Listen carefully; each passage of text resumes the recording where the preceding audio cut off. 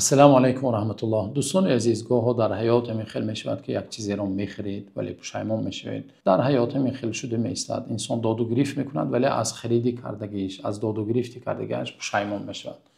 بیاید بعضی حدیث های پیامبر صلی الله علیه و سلم را در داد و گریفت، در خرید و فروش، عموما در تجارت، راهنماهای پیامبر صلی الله علیه و سلم، سنت های پیامبر صلی الله علیه و سلم را ببینیم که تا اینکه تجارت ما و شما حلال شود و تا اینکه الله تعالی در تجارت و داد و گریفت ما و شما و مال ما و شما الله تعالی برکت خود را نازل کند، بیاید حدیث های پیامبر صلی الله علیه و سنت های پیامبر صلی الله علیه و رو بیاریم و انشاءالله در این برنامه حدیث های کوتاه درباره تجارت و داد و گریفت ما و شما، داد و گریفت مالی صحبت میکنیم. پیامبر صلی الله علیه و سلم در حدیث امروزه که ابو سعید خدری رضی الله عنه روایت کرده اند، پیامبر میفرمایند انما البیع عن تراض.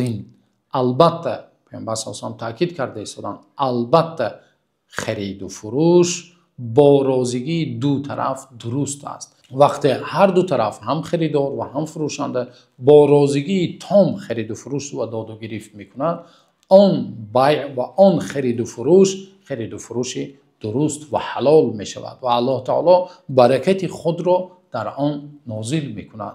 و ببینید پیامبر صلی الله علیه و سلم انما گفتند، تاکید کردند البته گفته ایستادند تنها با راضیگی دو طرف خرید و فروش درست می شود.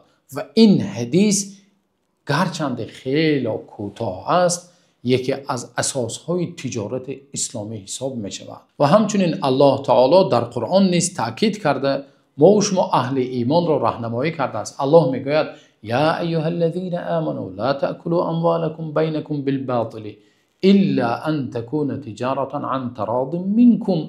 الله میگوید ای اهل ایمان، شما مال خود را در بین خود با باطل نخورید، مال همدیگر را با طریق حرام و با طریق فریب، با فند و فریب نخورید. این راه باطل است و حرام است. الا ان تکون تجارة عن تراض منکم، مگر تجارتی است که با رضایت تام بین دو طرف می شود، تجارت حلال، مال حلال، الله تعالی برکت میدهد. و حدیث ابو سعید خدری رضی الله عنه که روایت کردیم، سبب روایت شدهش ابو سعید میگویند که یک وقتی شد که در مدینه وقت گرسنگی و قحطی شد و یکی از یهودها خرما و بعضی طعامها و غذاها آورد و در بازار مدینه به فروش گذاشت. شاید نرخش کمتر قیمت کرده است، چخیر شده است، یعنی قحطی میشوند و مردم مال ندارند که چیکار کنند، طعام بخرند.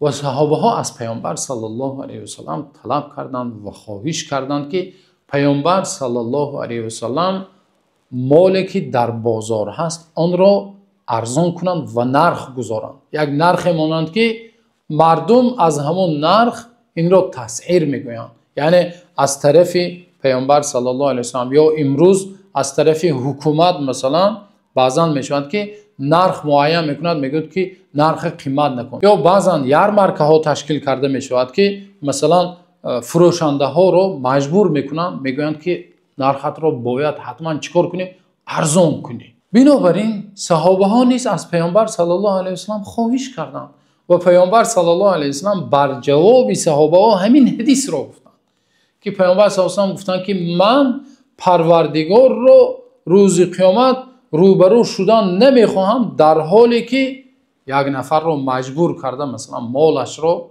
ناحق، مثلا سبب ناحق فروختن یا خریدن همون نشوم. من نمیخواهم، نزد پروردگار میبیام و مردم از من شکایت میکنن. و در دوام حدیث پیامبر صلی الله علیه و سلم گفتند انما البیع عن تراض. بیع همون وقت درست میشود که هر دو طرف راضی باشد. بیع درست نمیشه مثال مجبور کنی و گویی که نه تو همین نرخ ارزان میکنی، از همین بالا فروختن نمیتوانی. پیامبر صلی الله علیه و سلم گفتند نه، من هرگز به این کار راضی نمیشوم. بنابراین دوستان عزیز، امروز بعض راه ها هست یا بعض معامله ها و داد و گریفت های هست که ظاهرا ما میبینیم که راضیگی دو طرفین است، اما در اصل راضیگی نیست. مثلا بعض شرطنامه های هست که در همون شرط ها بعض شرط هایش را با خط مایده یا با یک جمله ها، با یک عباره هایی که انسانی که خریدار است نمیفهمد، همون معلوم کرده بعض شرط های میدارن، بیچاره امضا میکند، بعد میفهمد که وای بر ضرر او بوده است. یا بعض شرکت ها رکلام میکنند مال خود رو از حد زیاد تعریف میکنند یا حقیقتش رو بیان نمیکنند. یا بعض فروشنده ها هست که باز یک مثال دیگه عیبش رو بیان نمیکنند. انسان خریدار میخرد، راضی میشود، اما راضیگی وای راضیگی حقیقی نیست و بعد از آنی که وای عیبش رو میفهمد میبینی که دو طرف جنجال میشود. این هم راضیگی تام حساب نمیشود. یا بعضی انسان ها و بعضی نفرها فخر کرده میگوید که من فلان چیز رو خریدم، خیلی با نرخ ارزان خریدم. وقتی میپرسی که چه خیلی نرخ ارزان خریدی، میگوید که فروشنده مجبور بود، پول به مجبور بود پروورده فروخت، منم چیکار کردم ارزان کن گفتم و نرخ ارزان خاک سیاه گرفتم مثلا. نعوذ بالله. این مخالف این حدیث امروزه است که انسان بله درست وای مجبور در حالت اضطراری فروشنده مجبور شد و به همون نرخ راضی شد، اما وای میخواهد که با نرخ بازار با نرخ معتدل فروشد. اما بعضی نفرها از همین فرصت استفاده برده چیکار میکنن؟ نرخ را پست زده با نرخ پست میخرن، بیچاره پشیمان میشود ولی ناچار است. یا بعضی نفرها دلال میشوند، مثلا در مال بازارها دیده میشود دلال ها وقتی میخرد خیلی پست میزند، بیچاره ناچار راضی میشود. انسانی که فروشنده است نمیماند، دستش رو میفشرد فشرده مجبوراً چیکار میکند؟